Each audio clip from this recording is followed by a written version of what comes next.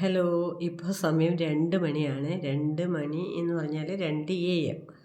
അപ്പോൾ ഞങ്ങൾ തുടരും സിനിമ കാണാൻ പോയിട്ട് ഇപ്പോൾ തിരിച്ച് വീട്ടിലേക്ക് വന്ന് കയറിയതേ ഉള്ളൂ. തുടരും സിനിമയുടെ റിവ്യൂ അപ്പോൾ ചൂടോടെ നിങ്ങളോട് പറയാമെന്ന് വിചാരിച്ചിട്ടാണ് ഞാൻ ഉറങ്ങാണ്ട് ഇത് പറയാൻ വേണ്ടിയിട്ടിരിക്കുന്നത്. ഞങ്ങൾ മൂവി കാണാൻ വേണ്ടി തിയേറ്ററിനുള്ളിലേക്ക് കടക്കാൻ നിൽക്കുമ്പോൾ ഞങ്ങളുടെ കുറേ മലയാളി സുഹൃത്തുക്കൾ മൂവി കണ്ടിട്ട് പുറത്തേക്ക് ഇറങ്ങുന്നുണ്ടായിരുന്നു. അപ്പോൾ അവർ ഞങ്ങളെ കണ്ടിട്ട് ഞങ്ങളുടെ അടുത്തേക്ക് വന്നിട്ട് മൂവി കാണാൻ വന്നതാണല്ലേ, അയ്യോ ഒരു രക്ഷയില്ലാത്ത മൂവിയാട്ടോ, നല്ല മൂവിയാണ്, ബെസ്റ്റ് മൂവിയാന്നൊക്കെ പറഞ്ഞിട്ട് പോയി. അപ്പോൾ അതും കൂടെ കേട്ടതോടും കൂടെ ഞങ്ങൾക്ക് കാണാനുള്ള ആകാംക്ഷ കൂടി. അങ്ങനെ ഞങ്ങൾ അകത്തേക്ക് കയറി മൂവി കണ്ടു തുടങ്ങിയപ്പോൾ ഞങ്ങളെ ഒട്ടും നിരാശപ്പെടുത്തിയില്ല എന്നുള്ളതാണ് വാസ്തവം.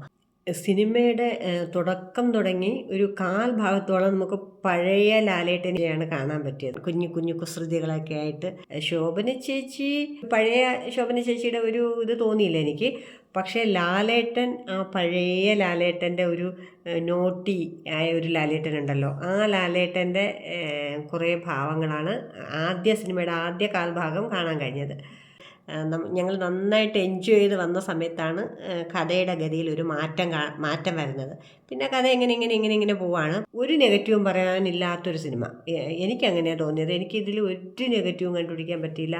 Super script, super direction, super camera, അങ്ങനെയൊക്കെ ഞാൻ പറയത്തുള്ളൂ. ഞാനും എൻ്റെ കൂടെ വന്നവരും ഒക്കെ ഇത് തന്നെയാണ് പറയുന്നത്. പിന്നെ ഓരോരുത്തരുടെ പെർഫോമൻസിനെ കുറിച്ച് ഞാൻ എടുത്തെടുത്ത് പറയുന്നില്ല, കാരണം എല്ലാവരും അവരവർക്ക് കിട്ടിയ റോൾ അതിമനോഹരമായി ചെയ്തിട്ടുണ്ട്. ഇതിൽ പ്രകാശ് വർമ്മ എന്ന് പറഞ്ഞിട്ട് പുതിയൊരു ആക്ടറെ പരിചയപ്പെടുത്തുന്നുണ്ട്. അദ്ദേഹത്തിൻ്റെ ക്യാരക്ടർ അതിമനോഹരമായി തന്നെ ചെയ്തിട്ടുണ്ട്. എനിക്ക് ആകെ ഒരു സങ്കടം തോന്നിയത്, ഇതിൽ നല്ല ഒരു പാട്ട് വൈറലായിട്ടുണ്ടായിരുന്നു, കൺമണി പൂവേ എന്നുള്ളത്. ആ പാട്ട് ഇതിൽ ഫുള്ളായിട്ട് ഉൾപ്പെടുത്തിയിട്ടില്ല.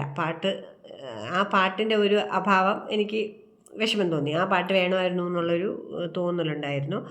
അല്ലാണ്ട് എനിക്ക് സിനിമയെക്കുറിച്ച് നല്ലത് മാത്രമേ പറയാവുള്ളൂ. നല്ല സിനിമയാണ്. അപ്പോൾ കാണാൻ ആഗ്രഹിക്കുന്നവരൊക്കെ പോയി കാണുക. കണ്ടിട്ട് നിങ്ങളുടെ അഭിപ്രായം എന്താണെന്ന് വെച്ചാൽ കമൻറ്റ് ബിലോ.